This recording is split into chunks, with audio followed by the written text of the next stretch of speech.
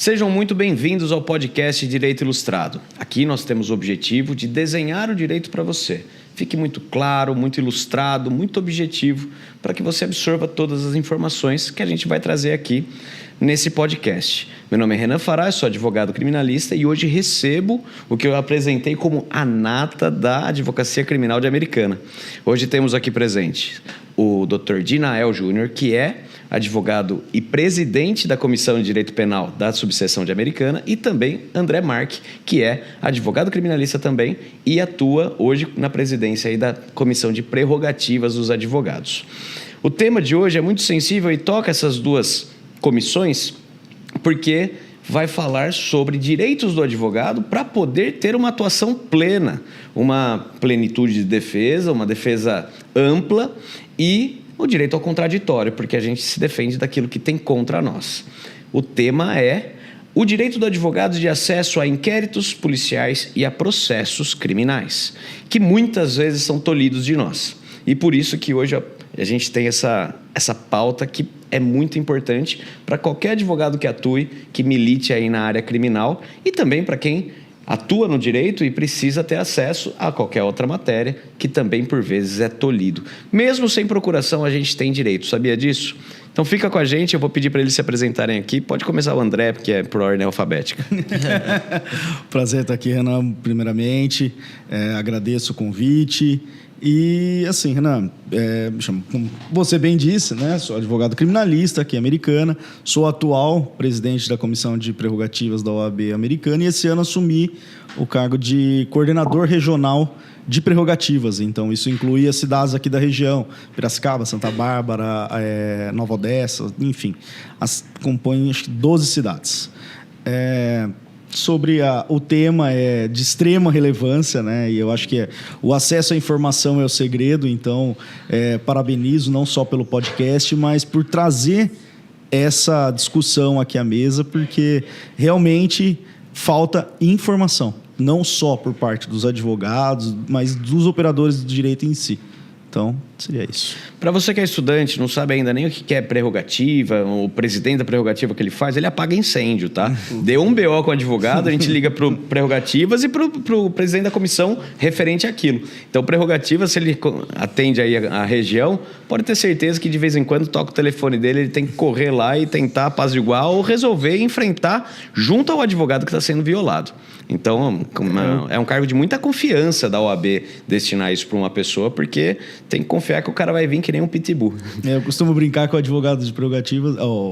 Quem está na comissão de prerrogativas vira o advogado do advogado, né? É verdade. Então, basicamente essa a função, né? Doutor Dinael. Certo. Bom dia, doutor Renan. Desculpa pelo doutor, tá? É brincadeira. Bom dia, doutor André. É um prazer estar aqui hoje para tratar a respeito de assuntos tão importantes em meio ao exercício da nossa advocacia. Atualmente eu sou presidente da Comissão de Direito Penal da Subseção de Americana. Também integro a Comissão de Prerrogativas, então posso afirmar que é isso mesmo, apagar incêndio. Vira e mexe em meio à madrugada, estamos aí acompanhando colegas e o pessoal aqui da nossa cidade é muito atuante.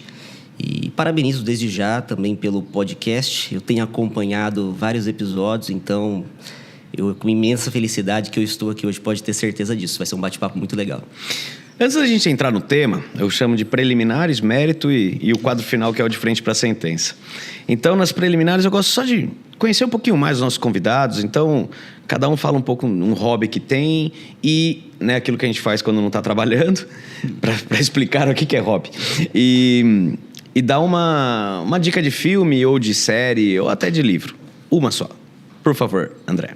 Tá. Bom, quando não estamos trabalhando, né, o que é bem difícil, né, na advocacia criminal, eu falo que, querendo ou não, o advogado criminalista, ele acaba vinculando essa profissão o tempo todo na sua vida, não tem como. No mínimo ele está de sobreaviso. Isso, exatamente, né? O celular é 24 horas ali por dia, né?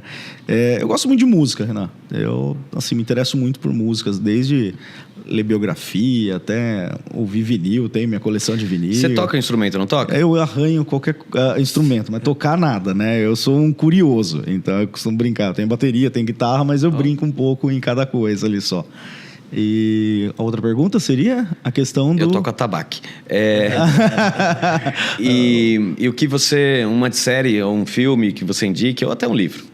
Cara, eu gosto muito de séries ligadas ao direito penal. Não tem como, né, fugir. Então, E qual você mais gosta? Cara, mas recentemente eu assisti a Tremembé, achei legal. Achei uma série bem interessante, assim, desse ponto de vista. E curiosa, né, nessa questão. Cara, acho que basicamente ligado ao direito. Suits é legal. Pelo menos a primeira temporada ali, eu acho que muito... Tem um novo agora, Suits Los Angeles, acho. Não assisti essa. Tá na Prime. É uma continuação, eu confesso só que que... completamente diferente, porque esse é Nova York, né? Aí vai agora pro outro lado dos Estados Unidos, deve ser interessante. Eu confesso que série ela Lost, né, que tem 300 temporadas, eu perco interesse. Então, assim, eu gosto de assistir, né, e ponto. Mas acho que é isso, seria essas referências. Mas não vai ter a princesa mais, né, como atriz. Essa daí não precisa mais trabalhar, né? Vamos combinar aqui. Bom, como hobby, a prática de esporte tem estado bem presente aí no meu dia a dia, principalmente o futevôlei. Futevôlei eu tenho me dedicado ali aos treinamentos, eu jogo com meu irmão, né?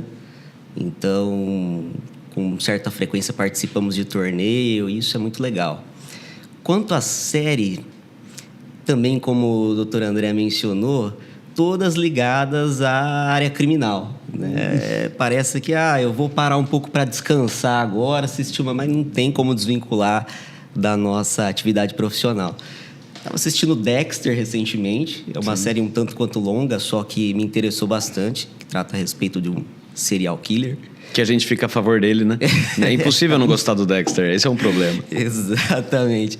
E essas séries também mais curiosas, como Tremembé, que acabamos assistindo ali e tentando comparar com a nossa vivência do dia a dia, também acho muito interessante, muito legal.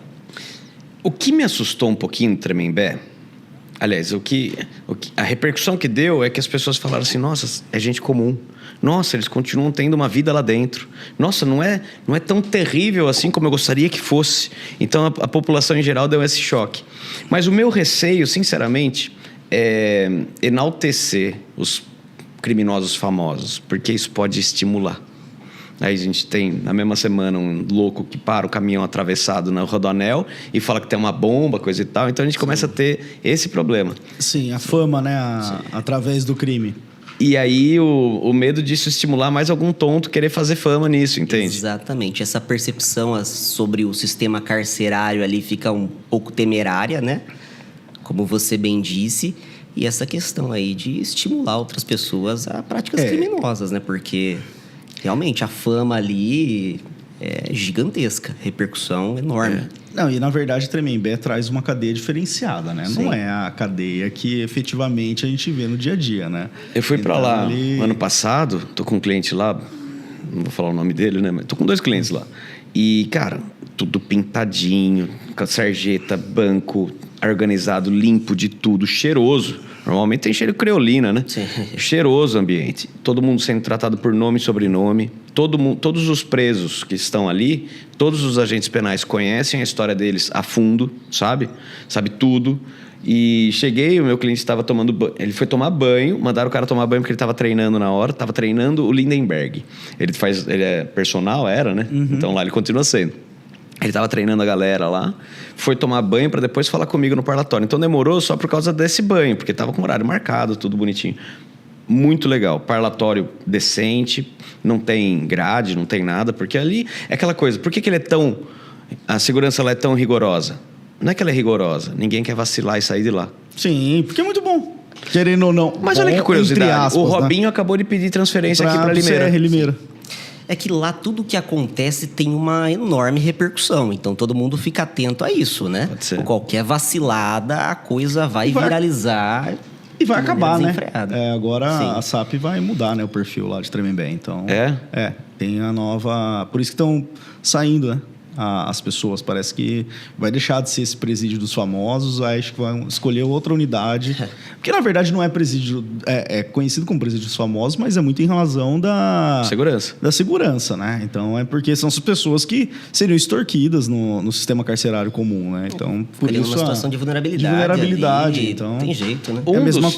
Realmente foi famoso o caso. O outro, e eu entrei só para a parte de recurso. O outro teve fama aqui na região. Então, os presos estavam com risco de matar o meu cliente porque o caso ganhou notoriedade. Então, não é que o cara é famoso, mas teve na região, foi. Sim. E aí vai para lá para proteger, como se fosse um seguro. Isso, que é na verdade, por exemplo, Sorocaba, o crime sexual, né? Sorocaba, Exato. Guarulhos, né? Que se protege aí o preso nessa situação. Apesar da população querer que vá pro sistema comum e pra massa para terminar logo a situação. Terminar. É lamentável. Vamos lá. Entrando agora no mérito. Dinael, por favor, explica pra gente a importância da vista de inquérito e de processo para o advogado mesmo sem procuração. Por que é importante ele ter esse acesso? Bom, é extremamente importante para viabilizar a tomada de apontamentos, saber ao certo o que está acontecendo no expediente, para orientar o cliente, para traçar a estratégia mais pertinente ali e, como estávamos conversando um pouco antes, para tentar antecipar algumas situações. Então, de repente, pode ser uma oportunidade de juntar algum documento ali, evitar uma medida mais invasiva, como uma busca e apreensão, uma prisão temporária, preventiva, enfim. Então, é extremamente importante, extremamente relevante tudo isso. Por isso que o advogado tem que insistir mesmo em ter vista, né? Seja do expediente do flagrante, do inquérito, até mesmo do processo. Estratégia essa que pode até ser, fique em silêncio. Se não tiver nada melhor para falar no momento, é melhor ficar em silêncio, porque senão não se complica. E o cliente não tem esse senso, né? Sim. Não tem, parece que faz parte. Para mim, acho que a gente está há muito tempo no direito, isso parece intrínseco. Mas do cliente, a sensação natural dele é de... Inclusive, o policial induz a isso. Se você falar, colaborar, a gente vai dar um jeitinho aqui, a gente vai melhorar para você. Puta, esse sussurro é a morte, né? É ali que, às vezes, você perde o caso inteiro, perde o júri. Por causa da primeira conversa que ele teve lá na delegacia, ainda que informal, né? Fala pro policial, que depois fala, ele não disse nada, mas para mim ele disse isso. Exatamente, por isso que instruí-lo ali é tão importante. Estrategicamente falando, se for o momento de não falar absolutamente nada, tem que ser dessa forma. Mas eu tenho uma questão que eu gostaria de deixar ali pontuada, clara, tal, mas não é o momento. É melhor até ser preso e ficar em silêncio do que falar na expectativa de ficar solto. Exatamente. Mas é imediatismo, né? Sim. Ali na hora, sem defesa, no imediatismo, o cliente quer sair. Aí ele acha que... E aos olhos do outro? O advogado instruiu ele a ficar em silêncio e por causa disso ele está preso. Mas você não vê lá na frente, que talvez o fato dele ter ficado em silêncio vai absolver ele lá na frente. Ou, no mínimo, diminuir a bucha que vai entrar. Exatamente. A ansiedade atrapalha, né? Porque às vezes o cara quer resolver o caso ali ou o quanto antes e acaba sendo prejudicado. E aí que vem uma questão sensível nossa, que é... E para explicar isso para a família? A gente tem que ter advogado tem lábia. Não é que a gente tem lábia, a gente tem que ter tato, tem que ter as palavras corretas, eufemismo necessário para explicar e a pessoa entender. Olha, ele está indo preso. Sou eu que, de certa forma, estou sendo responsável por isso, mas veja que lá na frente isso vai ser importante. Importantíssimo. A família caminhar junto com o advogado. Se em determinado momento isso acabar tendo uma ruptura... Troca de advogado. Vai acabar trocando de advogado. A confiança, né? A base do advogado é a confiança. Então, eu falo que até essa questão do direito ao silêncio, né? Até na sua fala, eu estava lembrando aqui. Quantas vezes a gente não é consultado sobre o trabalho de um colega, às vezes, porque a família fica indignada que o advogado mandou o cliente ficar em silêncio. Mas como ele não está nem defendendo o cliente? Aí você fala, mas tem uma estratégia por trás disso. Tem um porquê, né? E dentro, por exemplo, do júri, né, como mencionado, eu acho que a questão do silêncio lá no início, é aquela coisa, o promotor pega os depoimentos da delegacia e vem lendo para os jurados e fala, tá aqui, ele assinou. Mas vai explicar que ele estava sem advogado, que não adianta nada. Foi pressionado, falou. foi induzido. Exatamente, esse ambiente, né, extremamente complicado. E assim, o cara que tem uma defesa que manda ficar em silêncio, ela é mais completa do que a defesa que manda confessar. Sim. Exatamente. O que manda confessar é o beabá. Às vezes não tem outro caminho. Tá? Não estou também diminuindo o trabalho de quem manda confessar. Não. Porém, aquele que está mandando ficar em silêncio tem uma estratégia muito melhor delineada, debruçou muito mais sobre o processo do que aquele que mandou confessar. Até porque se acabar falando alguma coisa ali e depois, no decorrer das investigações, vem à tona uma outra situação, também fica difícil ali de confrontar. De repente você só confessa em juízo, mas em delegacia não. Até porque você vai ter todo o contato com a prova, né? Então Exato. é aquela questão do contato da prova. Às vezes você chega ali, o cliente está sendo preso, por exemplo, numa temporária e tem escutas telefônicas lá. Você não teve nem acesso à escuta telefônica e o cliente vem e fala: não, eu quero falar. Mas você vai falar o quê, filho? Tem trocentas horas pra gente analisar a escuta telefônica. Eu tô com um caso de tráfico de drogas e também o pior ali era o anabolizante. Mas no fim o que ficou mais alto foi a droga. O cara tinha a degravação do celular, né? As mensagens, a perícia toda foi juntado depois da audiência. Então abriu prazo para os memoriais. Quando eu fui ver, mostrei, cara, a gente trabalhou bonitinho, só que aqui o celular está entregando. O problema foi o celular, né, doutor? Eu falei, não, o problema foi você ter feito. Além disso... O celular entregou. Além disso, mensagem de mais de 1 ano e meio atrás. Por que você não apagou isso? Exatamente. Tá certo que tem programa israelense que puxa até o que tá apagado, mas não era o caso, tava lá. Sim, tava mais fácil ainda. Tava mais simples, então fala, poxa... Bom, não vou ficar traçando estratégia para cara fazer coisa errada, né? Pelo menos não no podcast. André, voltando então. Fala para nós quais são os direitos, as prerrogativas que são violadas ou que dão direito ao advogado acessar aos autos de inquérito e de processo. Eu falo que assim, tal qual a Constituição serve para todas as leis como princípio, o artigo 7º do Estatuto da OAB serve para o advogado quase como os mandamentos ali, né? Então, muito advogado sai, né, pega a OAB e ele não tem a curiosidade mínima, e isso vem até, vou falar um pouco, acho que nem sei se entregam mais ainda, mas a gente tinha antigamente a brochura, acho né? que tem, não acho tem? Que entregam ainda, Sim, né? A carteira com a brochura. E vem ali o artigo 7º. A pessoa não tem a capacidade de abrir ali, dar uma lida. E o artigo 7º, ele traz que são direitos do advogado, e aí, deixa eu só olhar aqui para não pegar uma colinha, mas acho que é o 13 e o 14 que trazem esse direito de acesso aos autos, né? Então, e dentre esses direitos do advogado, então as prerrogativas são os direitos, né? Aquilo que é inerente à minha profissão, através daquilo que eu posso exercer minha profissão. Então, se o advogado não conhece os direitos dele, como que ele diz que ele vai defender alguém? Ele não conhece nem o próprio direito dele. Então eu falo, isso não é porque é o criminalista. É claro, o criminalista eu falo que é o front, né? É quem vai tomar porrada ali todo dia. Mas o advogado, ele é obrigado a conhecer aquela situação ali, quase que decor, né? Apesar de eu não lembrar o inciso aqui, mas é 13 e 14. Se eu não muda nada. Muita... Mandou o 7º, tá certo. Mandou o artigo 7º, tá... Olha lá, 13 e 14, é isso mesmo, não tinha deixado até aqui. E até o STF fala nesse sentido da súmula vinculante 14, né? Então, que é direito do defensor ter acesso aos autos. E aí, voltando um pouquinho só na situação de ter acesso aos autos, até complementando o Dinael, e aqui preciso fazer uma ressalva que o Dinael, eu falo que ao longo desses anos como presidente de prerrogativas, é meu braço direito, esquerdo, mais um pouco. Eu falo porque às vezes eu estou em um flagrante, alguma situação, ou eu estou viajando, e eu falo que o Dinael que me salva no sentido de, ô Dina, pelo amor de Deus, vou viajar e tal, fica de plantão. A gente tem que ter essa questão de plantão, né? E tem que ter essa parceria. Tem que a coisa... E é incrível como confia, o Dinael, eu falo assim, tem o goleiro que chama gol, o Dinael é que chama o BO de prerrogativas. Nossa, porque sim. Eu saio de férias, eles ligam e falam, tô com um problema aqui, Dina, sobrou pra você. Exatamente. Mas assim, voltando um pouco nessa questão dos direitos do advogado, eu acho que é fundamental. E eu lembro de uma questão até complementando essa fala do Dinael, que é o seguinte, o advogado, quando ele junta a procuração nos autos, ele tem uma responsabilidade, nem que ele renuncie no dia seguinte, de 10 dias. Então, no inquérito, por exemplo, isso me lembrou de uma passagem alguns anos atrás, que eu fui explicar para um delegado por que a gente não queria juntar a procuração. Que é simples, o depoimento do meu cliente estava marcado para, sexta-feira, e era uma segunda-feira. Como que eu vou juntar uma procuração para ter acesso aos autos se está marcado sexta-feira o depoimento dele?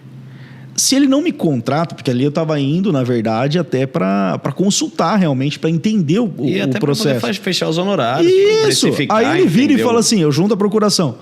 Ele vira e fala, não quero te contratar. E não vou contratar mais ninguém. É sua obrigação, como advogado, comparecer àquele ato e assistir ele como se tivesse recebido.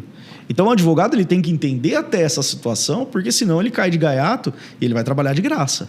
Né? É lógico que esse não é o fundamento principal. Não. Aí você vai ficar doente na sexta. Exatamente. Você vai pedir uma redesignação, mas Sim, Não é tem dor de muita cabeça, lógica. né? Sim. E a questão a partir do momento que você junta a procuração, você traz toda a carga do... Vamos lá, doutor, mas o que vai acontecer aqui? O que vai fazer aqui? Então, você é responsável pelo aquele processo. Uhum. Né? Então, dentro das prerrogativas, eu falo assim para o advogado, leia o artigo 7º. Uma outra questão também que é importante frisar, André, é que quando a prerrogativa do advogado é violada, não é a prerrogativa do denial. É da sociedade como um todo, porque é da defesa, é do direito de defesa, que é inerente da sociedade. A sociedade muitas vezes fica contra o cara que está respondendo o processo, mas não é o promotor que responde, né? Sempre é o cara que está respondendo. Eles não conseguem enxergar que aquele acusado é do seio da sociedade. E quando é violado o direito do advogado, é direito da defesa como um todo. Sim, e de todos os advogados, né, dentro dessa situação. Eu costumo dizer que é preciso pontuar as autoridades a questão do quê? Eu costumo falar que assim, você precisa... A OAB ela faz um trabalho nesse sentido, às vezes, de palestras, de algumas coisas, para a própria autoridade, né, dentro da situação de ir lá e conversar com o funcionário público, e a gente vai entrar até no mérito depois em algumas situações aí, de penalidades para quem descumpre as prerrogativas, mas é importante que o funcionário público saiba o direito do advogado, porque se ele violar, ele vai ter consequências. E o direito, as prerrogativas do advogado não é para defender o direito dele, não é porque eu tenho uma OAB que eu vou lá dar carteirada e falar eu estou entrando aqui. É para defender o direito do meu cliente. É um direito que eu tenho para ter acesso para que aquele cliente tenha uma defesa ampla e restrita e como manda a Constituição Federal, o Código de Processo Penal, enfim, dentro dessa área. Perfeito. Vamos aprofundar um pouco. Dinael, quais são os desafios que o advogado enfrenta para garantir esse direito? Olha, Renan, os principais desafios estão relacionados aí à resistência que ainda é enfrentada por conta de atitudes de algumas autoridades. Recentemente, nós até tivemos algumas conversas institucionais, seja em delegacia, dentre outros órgãos aí, justamente para fazer esses apontamentos, evitar qualquer tipo de embaraço, né? Porque realmente o advogado tem enfrentado aí inúmeras dificuldades e isso acaba desembocando lá nas nossas comissões. Então, basicamente, essa questão do acesso a inquéritos policiais, daquela velha história de o escrivão não está agora e tal, sempre muito complicada. Alguns cartórios também têm demorado para habilitar o advogado e isso tem complicado também algumas situações. Então, isso daí é de praxe e temos que enfrentar de qualquer forma. Eu tô com um caso lá no Sul, né, que acabou tendo notoriedade, que, pediu sigilo absoluto. Sigilo absoluto significa o advogado só vai saber depois que for oferecido denúncia. Ô, louco! Aí subimos com o habeas corpus. A gente chegou até com uma reclamação no STF. E o STF, quando mandou cobrar informações, né, da satisfação para o juiz de primeira instância, aí liberou. Só que liberou, conforme ele estava falando, é um Frankenstein aquilo lá. Exatamente. Tem acho que 8 apensos. E no principal tem nada. O principal tem coisa lá de agosto. Pô, a gente está em novembro. Eu dou a migalha aqui. Né? Aí eles abrem uma cautelar aqui e começa a ficar gorda a cautelar. Começa a trabalhar só na cautelar. Na cautelar não tem acesso. Aí, o que cantou bem e que liberou mais coisas foi o Tribunal de Justiça do Paraná, que mandou liberar, sim, que não existe isso de sigilo absoluto. Tudo aquilo que já está encerrado tem que ser encartado e o advogado tem que ter acesso. Mas eu tenho que brigar cada vez. A gente peticiona, fala, vocês estão arrumando uma forma de burlar o sistema para não deixar, para manter eu cego nisso. E está na lei de abuso de autoridade isso, né? Isso, os direitos do advogado começou a ser tutelados de verdade quando colocou crime, né? Quando virou crime violar a prerrogativa. Só que também ainda continua sendo uma canela de freira, né? A gente sabe que existe, mas nunca viu, né? É difícil de ver alguém ser condenado. Eu não vi. Eu já processei, já fui para frente, incomodei bastante. Mas ver uma condenação, ver juiz pagar alguma coisa... Nosso papel é justamente incomodar em algumas situações, porque não pode deixar passar, né? Quanto mais vai deixando passar, mais vão se sentindo à vontade. E isso... Você, como advogado presidente da prerrogativa que vê esses casos, você sabe de situações em que a negativa, o advogado engoliu essa negativa e depois prejudicou a defesa? Então, Renan, eu acho que assim, quando chega a mim, é porque o advogado gritou. A gente não sabe o que ficou no silêncio, inverso. né? Quando ficou em silêncio, não chega. E aí eu falo que a importância de pontuar. Do advogado buscar a OAB. Educar, informar, né? Desde o que você falou no início. Por quê? Porque é aquela coisa do... É quase a polícia tentando fazer estatística se ninguém for lá fazer boletim de ocorrência. Então, o advogado, quando ele não aciona as prerrogativas, quando ele tem a violação de prerrogativas, passa ali e aí fica aquele famoso cadê a OAB, mas cadê que você foi lá também pedir seus direitos perante a OAB? Porque, querendo ou não, a gente sabe que tem... e aqui fica meio só para explicar... A OAB, dentro de prerrogativas, o advogado ele tem 2 direitos. Um é de pedir o desagravo público, né, que seria a questão... eu digo quando depois violação. Pós-trauma. Ele pode pedir o desagravo público, e aí tem todo o trâmite do desagravo público, é como se fosse um procedimento interno dentro da OAB, mas que ele segue umas regras, e por ele ser dentro do trâmite normal, a própria autoridade ela responde o processo, ela tem o direito de defesa, enfim, é aberto todo um processo ali interno que a coordenadoria de prerrogativas processa e depois o conselho ele vai julgar. Esse é o desagravo público. Um outro pedido que o advogado pode fazer é de assistência da OAB. Ou seja, a OAB eventualmente impetrar com mandado de segurança em favor daquele advogado, a OAB entrar com habeas corpus, dependendo da situação, em favor do advogado. Enfim, fazer com que aquele direito, que a própria instituição tente resguardar o direito do advogado através de medidas judiciais. Porém, a questão é que muitas vezes o problema está ali naquele momento. E aí que a comissão de prerrogativas tem o papel fundamental, e eu costumo dizer que é mais de conciliador às vezes, ou de ter a pressão sobre aquela autoridade policial. Porque assim, eu acho que nós estamos juntos em comissão de prerrogativas aqui em Americana, acho que o quê? Uns 7 anos, mais ou menos, né? Por aí, para mais. Para mais. Dificilmente, eu nunca tive um problema depois de prerrogativas, no sentido de quando a comissão é chamada, a gente consegue entrar em contato com a autoridade policial, e isso é um trabalho que a gente fez de formiguinha, de ir, antes de acontecer o problema, ir lá no CDP de Americana, ir lá na delegacia aqui em Americana. Criar um relacionamento. Então, eu costumo pedir o telefone pessoal daquela autoridade, porque, e principalmente de quem manda naquela autoridade. Então, por exemplo, questão de acesso ao inquérito em Americana. Tem um problema de acesso ao inquérito, tal. O advogado está lá sozinho. Ele não está sozinho. Tive um problema aqui. Ele liga, nós tentamos entrar em contato com a autoridade policial, não conseguiu, eu tenho o canal de acesso acima daquela autoridade. Então, eu vou ligar na delegacia seccional, que é quem coordena diretamente, fala, olha, eu estou com um problema assim, tem como intermediar? Então vira de instituição para instituição. Sai daquele âmbito advogado-delegado, por exemplo, que às vezes tem uma birra, tem alguma situação ali deles que não é inerente. Só que até isso a gente precisa fazer o primeiro filtro, né? Então, eu costumo dizer que 90% das ligações que eu recebo não é prerrogativas. É advogado tendo dúvidas sobre coisas que não tem nada a ver com prerrogativas. Acesso aos autos, por exemplo, eu tive, e não vou comentar a cidade, mas eu tive recentemente um caso que o advogado ligou puto, falando, olha, eu não estou tendo acesso ao processo faz um mês, não sei o quê. Né? Eu falei, tá, doutor, mas que vara que é? Tal vara, tal cidade. Como eu sou coordenador, então eu ligo para prerrogativas daquela cidade. Tem como dar um pulo lá no fórum, conversar, porque o advogado está falando que está tentando, tal, acesso. Eles foram lá. Chegaram lá, qual que foi a resposta? Não, mas não chegou nenhum pedido de habilitação. Como não chegou pedido de habilitação? Aí eu liguei para o advogado. Doutor, mas você não se habilitou? Habilitei, eu mandei a procuração por e-mail.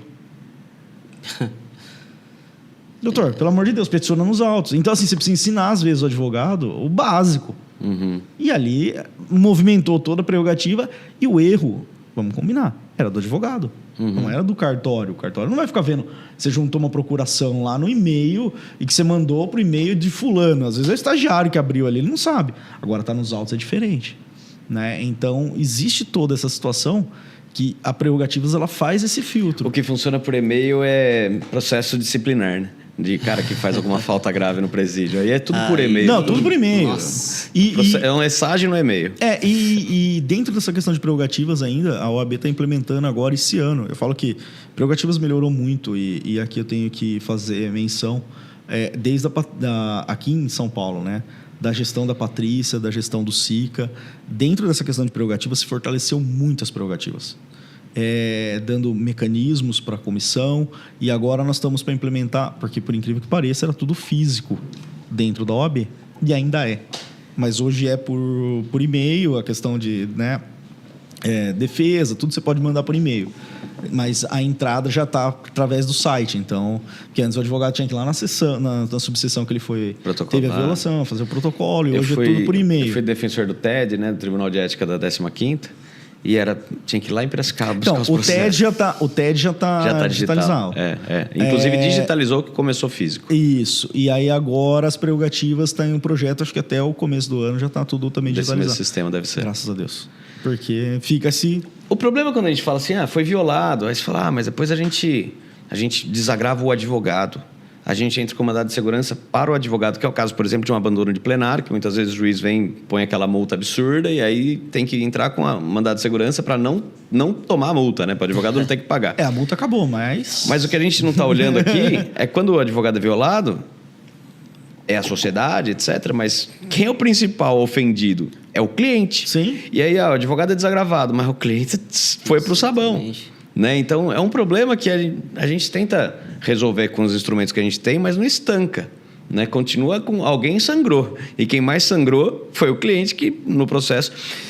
Quando a gente estava falando sobre silêncio, eu aprendi e ainda uso isso muito, principalmente no júri, que é falar assim, né? Eu instruo o cliente a ficar em silêncio parcial. Que hoje o silêncio parcial está bem trabalhado, mas há 5 anos atrás não era. Sim. Eu tive uma juíza em São Paulo que ficou absurda, São Paulo ou Santos, que ficou absurdamente ofendida, não quis... Bom, qual é a questão? A gente fala, diga para o juiz ou diga para os jurados, fala, olha, eu não quero responder ao promotor e nem ao juiz, eu só vou responder ao meu advogado e aos jurados se tiverem alguma pergunta. Isso em caso de júri e no caso de audiência de instrução normal, só vou responder as perguntas do meu advogado. A juíza de São Paulo falou assim, então a prova tem que ser dirigida a mim, se você não vai falar para mim, não precisa falar para mais ninguém, encerrou o interrogatório. Excelência, eu tenho direito? Não.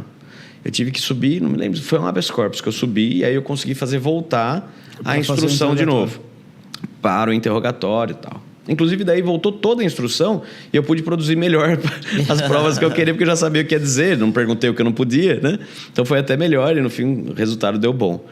Mas explica isso para o cliente, depois de você ter falado para ele, você vai falar isso. Inclusive eu falo, eu gostaria muito de falar, mas meu advogado me instruiu a responder somente ele e aos jurados.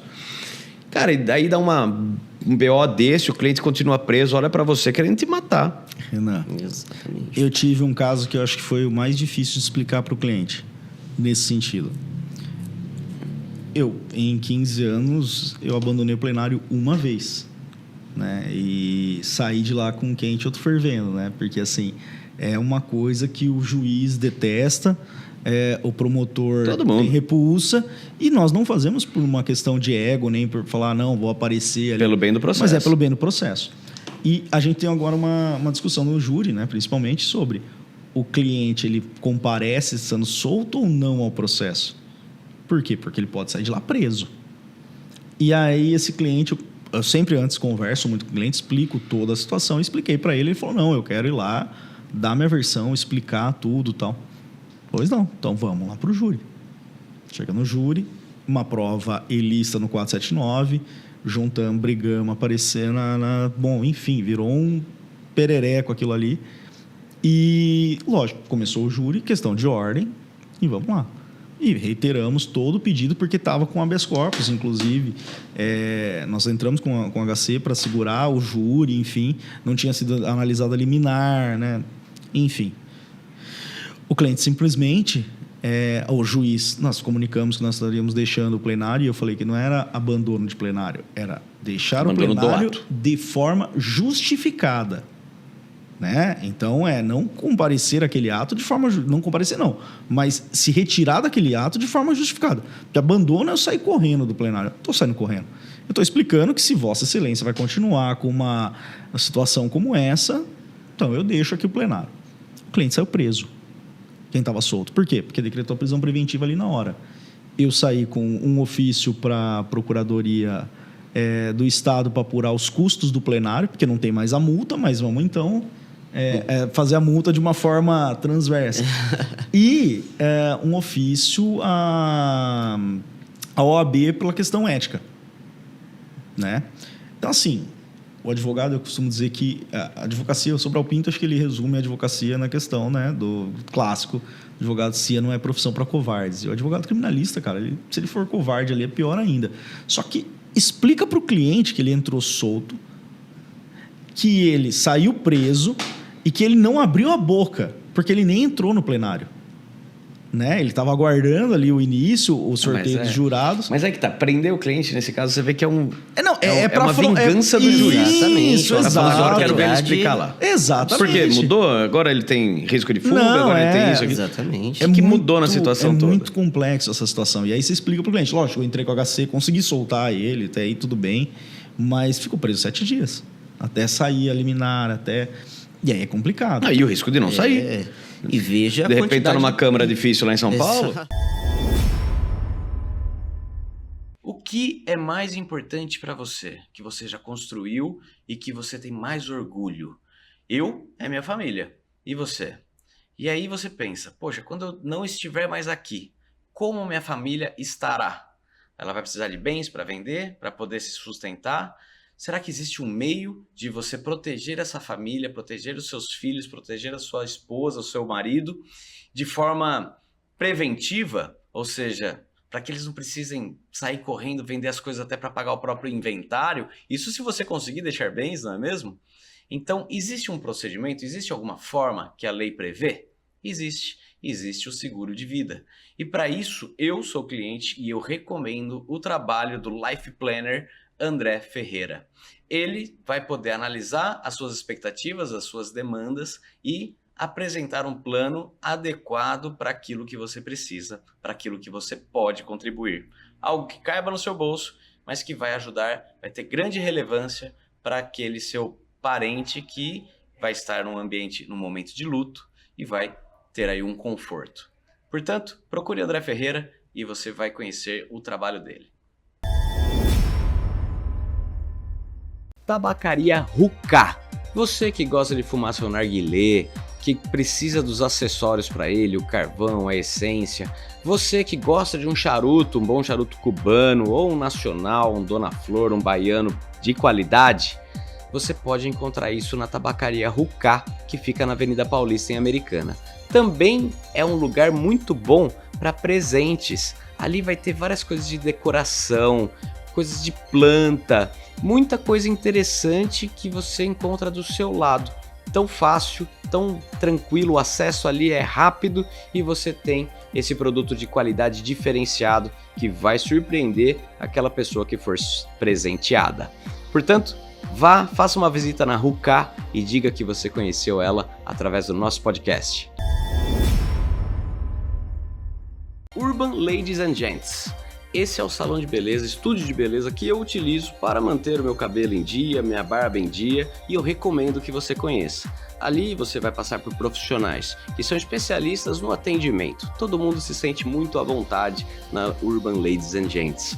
Vai lá, toma um café durante o corte, durante a barba, dependendo do horário você pode tomar uma cervejinha. Ali são pessoas especialistas em te deixar extremamente confortável, desde a massagem no momento da lavagem do cabelo até o momento aí de fazer sua barba. A gente fala que a barba é o spa masculino, é a maquiagem do homem, e você vai se sentir bem, renovado e bonito, com certeza a sua melhor versão. Conheça Urban Ladies and Gents, passa ali com o Rodolfo, com o Atílio ou com as meninas e você, sendo homem ou sendo mulher, com certeza vai gostar do atendimento e do resultado.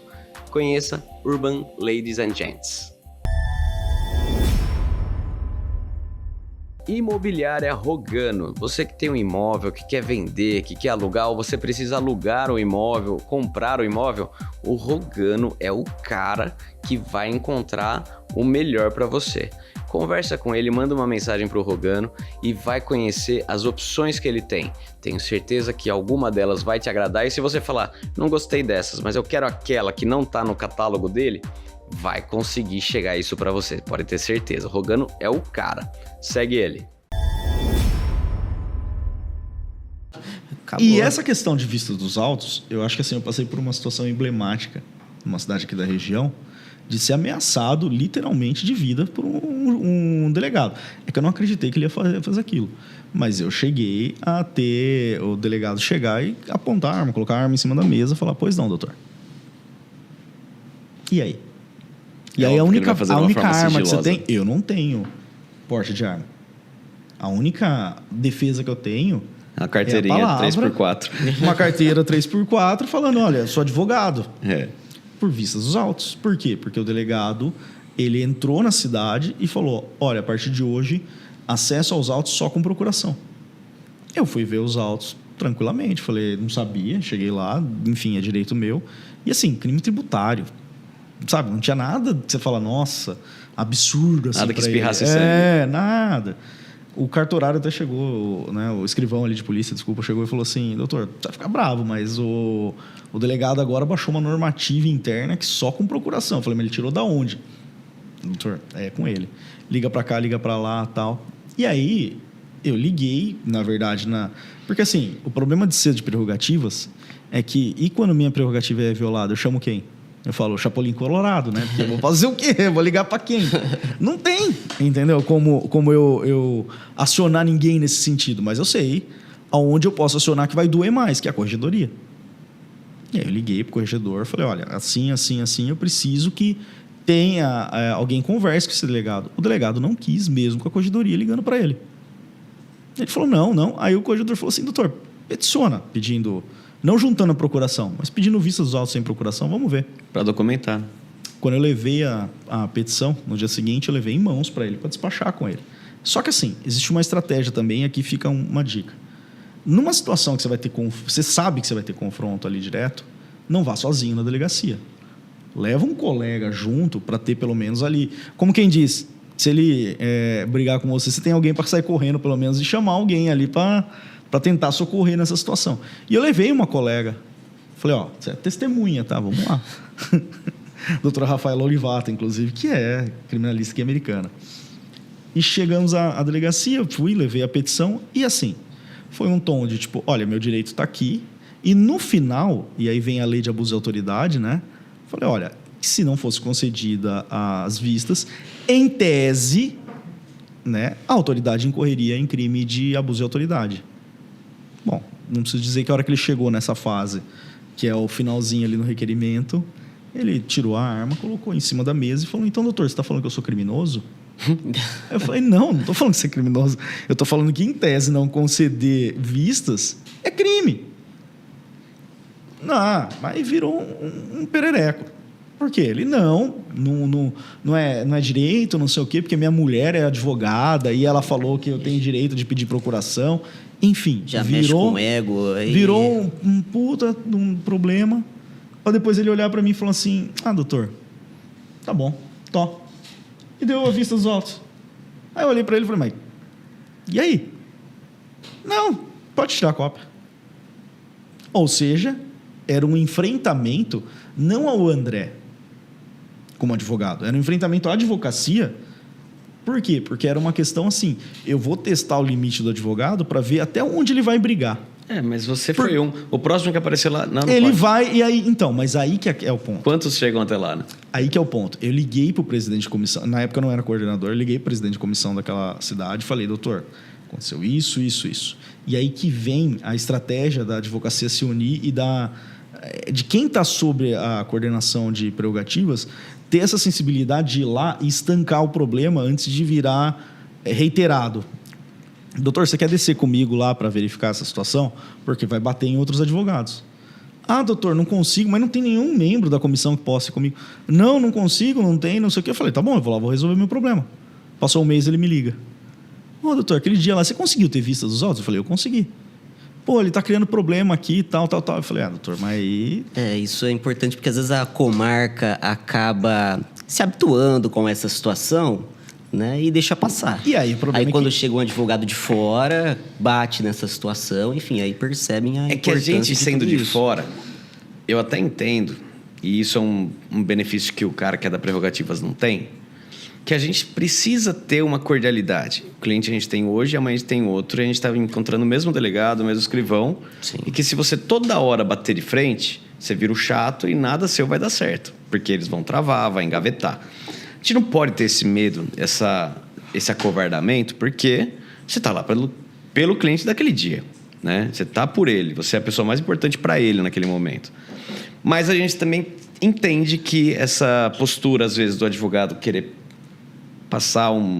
alisar. Passar o pano. Passar um pano, sim, alisar, manter a cordialidade, o sorrisão no rosto, tem o seu sentido também. Sim. O que não acontece quando você vai em outra comarca. Você está lá, você não vai... Dificilmente você volta para lá. Então, você vai vir com os 2 pés, porque você quer fazer o que você precisa fazer. Em outro estado? Mas eu tenho uma visão nesse ponto que é o seguinte. Eu acho que tratar com cordialidade e ser... Vamos dizer assim, educado, ser gente boa ali na hora que você chega. Cara, sorriso, você fala bom dia, boa tarde. Até porque a gente critica como advogado. Juiz, promotor que não fala nem bom dia, boa tarde, sabe? Eu acho que é inerente à educação. Mas eu acho que assim, a partir do momento que você está defendendo uma pessoa, é lógico, você não vai ficar criando circo toda hora dentro de delegacia. Não é, sabe, não é aquela coisa, não é picadeira para você ficar fazendo graça ali toda hora. Mas quando o cliente seu tem uma violação de prerrogativas, é obrigação do advogado. É obrigação por quê? Porque é o direito do cliente dele que está sendo violado. Então, ele tem que ser firme, é aquela coisa da firmeza. Mas com elegância, não precisa ser... Sabe quando que eu estou tendo mais dificuldade agora? Quando a gente está pro lado de assistência de acusação. Aí você tem que cobrar trabalho. Aí fala, não foi feito até agora. Eu pedi em agosto, estamos em novembro, até agora não foi feito o pedido de sequestro de bens aqui, porque o cara vai dilapidar tudo. Mas não. Você é quase o pedinte, né? Ali, você vira, você é quase sempre é pedinte, mas... Não, mas ali é extremo, né? É pior, porque você está cobrando trabalho. Sim. Não é só para o cara me liberar, é para ele fazer. Aí ele não faz. Aí ele mostra a pilha de inquérito e fala que, olha, doutor... Aí você chega lá, o cara não te atende. Doutor, na verdade ele passou a noite, não sei o quê. E você nunca sabe se é verdade ou não. Plantão eles têm todo dia, né? E assim, toda noite. Diligências... Não, e aí é engraçado nessa questão que o Dinei até falou no começo, né? O escrivão não tá. Aí você fala assim, se ele morrer... A chave tá com o escrivão. É o que você mais escuta em delegacia, sim, né? A chave da sala tá com ele e o inquérito tá lá dentro. Aí você fala, se ele morrer amanhã, todos os inquéritos param e vai ter que arrombar a sala dele, né? Ele não tem um estagiário, um assistente, nada. Difícil acreditar também numa situação dessa. Dinael, quer fazer mais alguma ponderação sobre o tema antes da gente ir de frente para a sentença? Não, essas questões que foram abordadas pelo André foram extremamente relevantes, né? Me fez até lembrar de algumas falas de autoridades que mencionaram, né, que os clientes vêm e vão e as relações institucionais ficam. Só que isso não se confunde com a omissão do advogado, que pode refletir negativamente no cliente. Então, claro, né, temos que ter ali um relacionamento um tanto quanto ponderado em algumas situações, mas deixar de lutar, jamais. O cliente não quer alguém que é amigável, né? Amigão Exatamente. De todo mundo. Ele quer alguém que vai lutar por ele. Exatamente. Renan, chega para o juiz e pergunta para ele se ele quer se um dia ele responder um processo, ele quer um advogado combativo ou advogado samambaia, que eu costumo brincar, que é o que senta lá, fica quieto, termina a audiência, ele não fala nada e tá tudo certo. A grande questão aí, e me vem ao ponto, o advogado ele precisa ser combativo e se fosse... existe uma questão técnica e eu vou atrelar um pouco, aquele advogado que ainda tem a mentalidade que se o cliente dele chegar, por exemplo, numa audiência e se fizer de coitadinho, ele vai ser absolvido. Não sei se vocês se deparam às vezes com casos, eu sei que não é o caso de vocês nesse sentido, mas do cliente ir lá e contar uma história de vitimismo não ligada ao processo. Por que você furtou? Por que você se apropriou, né? Assim, vamos falar, um crime um pouco mais refinado, né?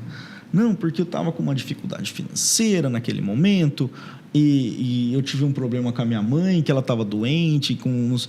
Assim, cria um cenário que não tem nada a ver. Nada de jurídico. Nada de jurídico. E ele acha que ele fazendo aquilo... Eu já vi advogado comemorar que o réu primário de bons antecedentes, que nunca teve nenhuma passagem e que foi condenado a pena mínima, era porque ele chorou pro juiz. Aí você fala, não, você não sabe nada de dosimetria de pena, né? Não tem absolutamente nada a ver com isso. Então, infelizmente, o desconhecimento do advogado, ele leva a umas situações que você fala, beira ser patético. Uhum. É a mesma coisa numa delegacia. Num problema. E eu falo muito de prerrogativas em delegacia, porque vamos dizer assim, quantas vezes nós somos chamados para alguma situação externa? Eu lembro, acho que uma de hospital, alguma coisa. Sempre está saindo faísca. Mas sempre é relacionado à delegacia. Eu falo que assim, quando me ligam e falam que é trabalhista, eu falo, nossa, que estranho, né? Até apareceu um caso de trabalhista aqui, um caso cível, porque 90% é no penal. Tanto que eu defendo que prerrogativas não adianta colocar. Lógico, a gente tem dentro da comissão pessoas que são de outras áreas até para assessorar. Porque se acontece um problema trabalhista, por exemplo, eu não tenho a mínima ideia de como é o rito de uma audiência trabalhista, eu teria que parar e estudar, porque eu não faço uma trabalhista. Então, é muito melhor eu ter alguém ali especializado dentro da minha comissão que consiga discernir se aquilo está certo, está errado, enfim. Né? Eu falo, lá é protesto, né? Aqui é pela ordem, então, sei lá, cada um tem uma posição ali. Protesto é coisa de filme, né? De seriado. Ah, sei lá, mas não trabalhista, né? Protesto meritíssimo. Não é protesto? Você não Tem. Na verdade, acho que... Acho, tá? Porque eu fiz isso nos 2 primeiros anos meus, 2008, 2009. Você tem que protestar os documentos juntados. Como, tipo, não gostei. Mas não quer dizer que seja falso e tal. Você só protestou, porque se você não protestar, você tá assumindo que tudo aquilo é verdade. Não sei. Assim, então, assim, é o que eu falo. Fiz acho que 2 audiências trabalhistas na minha vida e ainda como entrei quieto e saí calado, porque o outro advogado que tocou. Mas, enfim, dentro desse cenário, eu acho que, assim, o advogado ele precisa ser combativo. Dentro das prerrogativas, ele não precisa se dispor, às vezes, com a autoridade. Basta ele, assim, chegar e falar, olha, é meu direito ter acesso. O senhor vai negar? Vou. Então, tá bom. Eu tô ligando para a OAB, para as prerrogativas, para que eu seja defendido pela classe. Quantas vezes eu ouvi advogado falar? A hora que eu falei que eu ia ligar para prerrogativas, resolveu o problema. Eles deram acesso aos autos. Ou, quantas vezes nós ligamos lá na delegacia e falamos, viu, mas por que não está dando acesso aos autos? Ah, não, mas foi o estagiário que falou. Aí começa a desculpa que não foi a autoridade, entendeu? E dá acesso ao advogado. Né? Então, eu acho assim, o advogado ele precisa ser combatido. Eu tive problemas aqui, sendo presidente de prerrogativas, dentro de acesso aos autos. Né? Então, assim, dá acesso parcial. Né? E assim, olha, tá aqui a cópia do depoimento, tá aqui a cópia... Ah, mas juntou, por exemplo, prints. E aí eles sobem naquele sistema da Polícia Civil que ninguém consegue acessar. Uhum. Né? Eu tenho um amigo que conseguiu cadastrar lá e o dele dá certo. Então, quando eu tenho aqueles vídeos, eu preciso pedir auxílio dele. Ontem eu tentei ver, porque era um caso de envolvendo menor, né? E aí eu vi que o que estava lá, pelo menos é o que estava descrito, que era a entrevista da pessoa que estava transcrita. Falei, então não vou ficar brigando com isso. Então, mas você acessar aquele link é quase impossível. Aí vem o login e senha. Acho que tem que colocar esqueceu a senha, porque eu nunca tive o login. Aí talvez vá para o e-mail. Mas a questão é que o custo-benefício, né? Você fala assim, eu vou ter acesso a quê? A ver a pessoa falando, então deixa. Mas aí o direito ao acesso ao advogado é restrito no inquérito.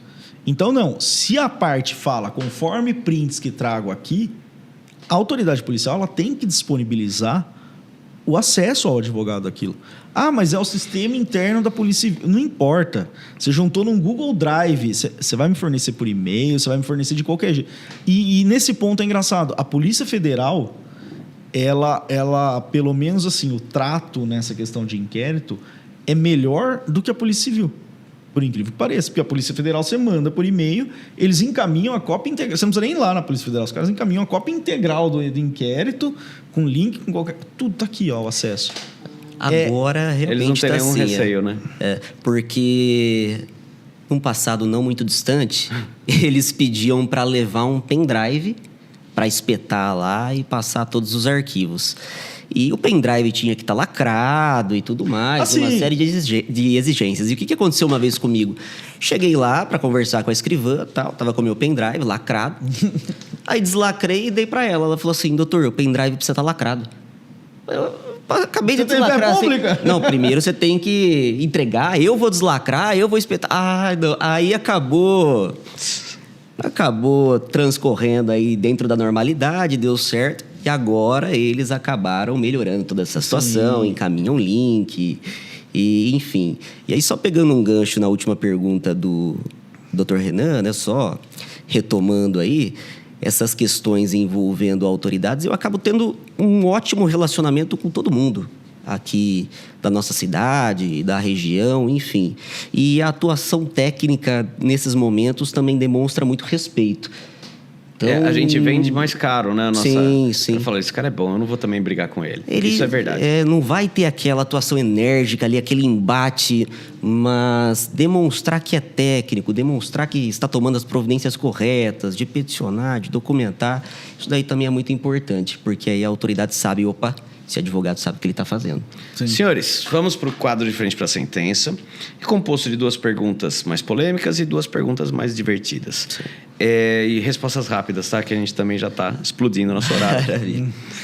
Dinael, começar com você às 4. Você acredita que a atual legislação sobre prerrogativas dos advogados é suficiente ou ela precisa de uma reforma?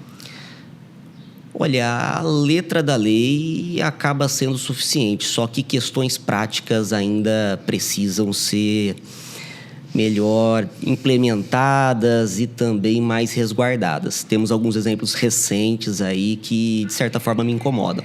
Como, por exemplo, as gravações de atos, né, extrajudiciais, judiciais, enfim. Temos enfrentado algumas dificuldades. E concordo, eu sempre achei que a lei brasileira é muito boa, nunca achei que precisava de reforma, o que precisa é a aplicação dela. Exatamente. Né? Isso que é tão difícil. E o que você acha de certas condutas que hoje criminalizam ou negativam o nome do advogado, como, por exemplo, poder gravar uma sessão de júri? Né? Hoje tem vários requisitos. Não poder divulgar a sua gravação de júri no Instagram, coisa que todo mundo fazia, hoje não pode. Como se, de repente, você fosse virar um sunshine super midiático porque postou um trecho seu no júri. Sim, exatamente.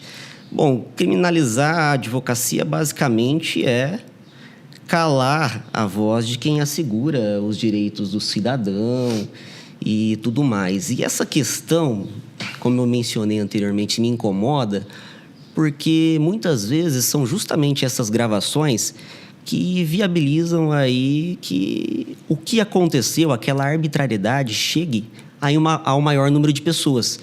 Então, isso ficava ali de um jeito que as autoridades acabam ficando morrendo de medo dessa situação ali, de repente, né, ter algum problema, chegar a conhecimento do CNJ, o respectivo órgão ali que... Eu acho que não é nem chegar a conhecimento, é ser ridicularizado. Exatamente. É ser flagrado sendo um cuzão. É isso. Pensei em outra palavra, mas é essa. Sendo arbitrário ali. Exatamente. Exatamente.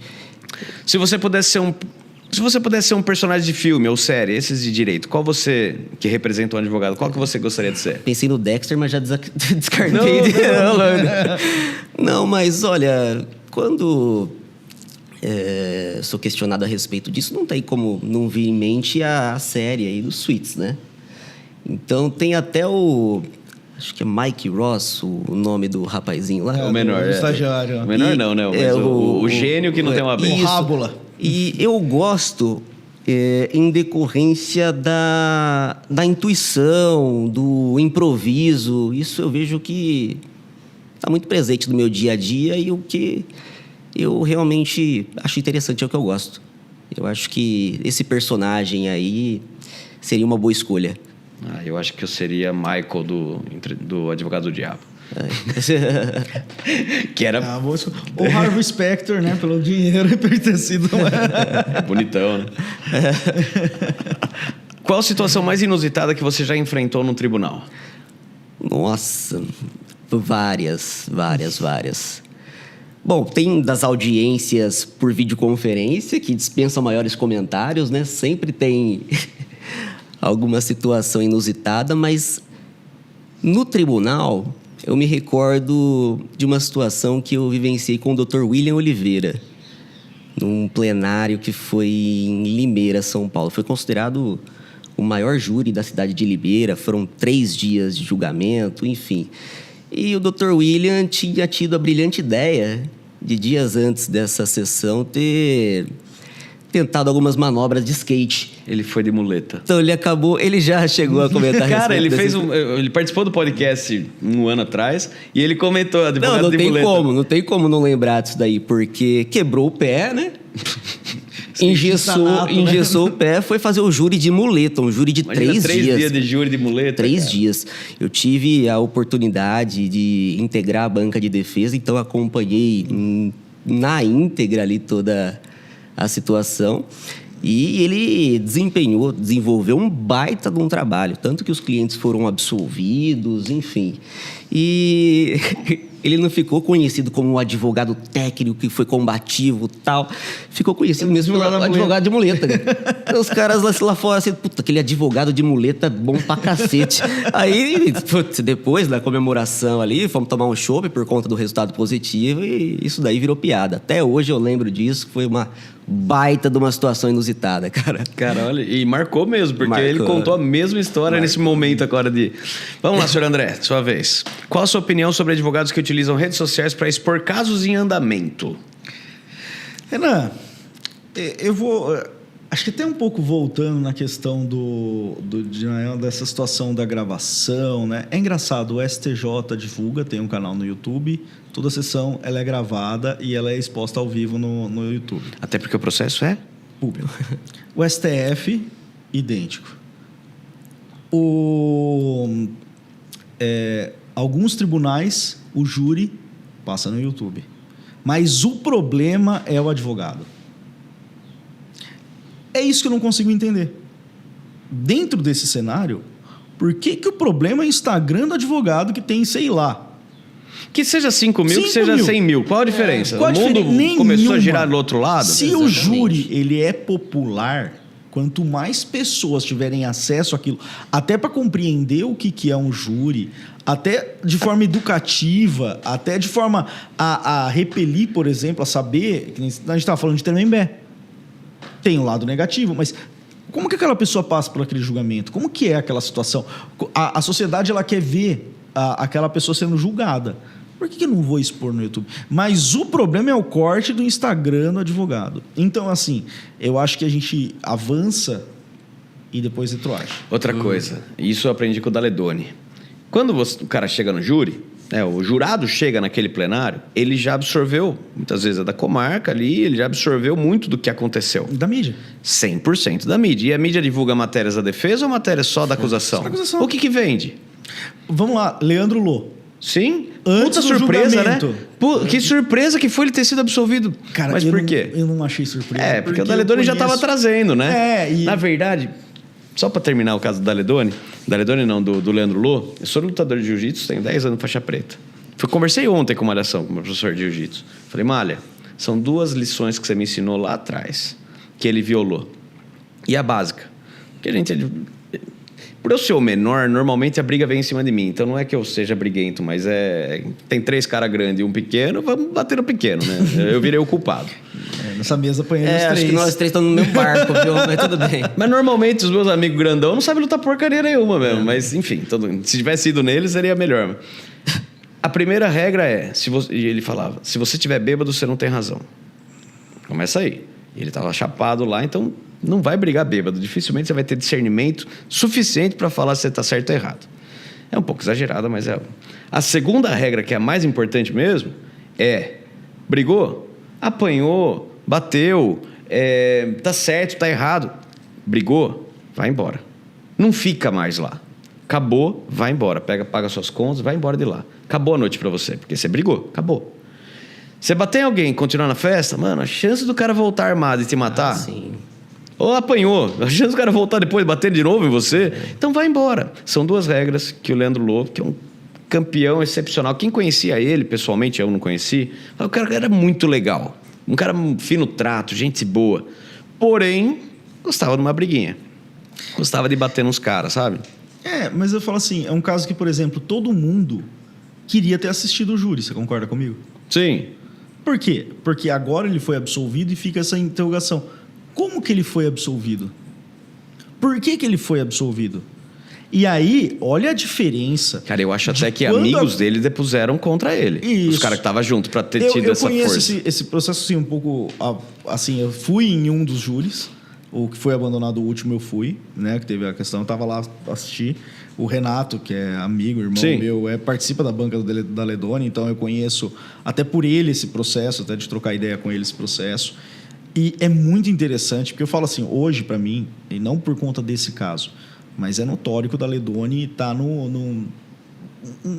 vamos dizer assim, um degrau acima dentro da questão a banca em si, o modo como eles fazem o júri é fora do comum, assim, nessa situação de trazer efetivamente um diferencial ali para o júri na questão tanto da questão de exploração do 3D ali, de como que foi a situação, da exploração da prova. É uma academia ali, realmente, na questão do júri.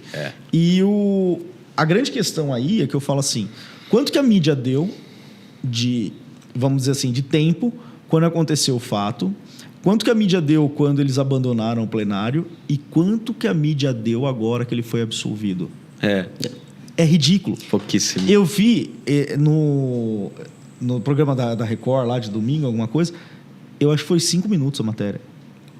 Quando aconteceu, acho que foi 20, 25 minutos de reportagem. Ou seja, a absolvição não vem de jornal. Exatamente. E aí o júri é o ato que... Metade dessa conversa que a gente está tendo, de todo mundo falando por que ele foi absolvido, estaria sanado se todo mundo tivesse acesso ao júri. Porque teria acesso ao depoimento das testemunhas, teria acesso a como que foi a dinâmica. Teve uma testemunha ali, por exemplo, que ela não era amiga de ninguém. Então, era a única testemunha efetiva, que ela não tinha interesse na causa. André, para concluir, pergunta engraçada. Qual foi a maior gafe que você já presenciou em uma audiência? Essa é fácil. O cliente, eu chego para ele e falo assim, olha, você vai permanecer em silêncio, tá? Então, você vai ficar quieto ali, o juiz vai fazer as perguntas de qualificação, que é de fala inicial, né? E você vai permanecer em silêncio, tá bom? Então, assim, o juiz vai chegar, vai perguntar para você, você tem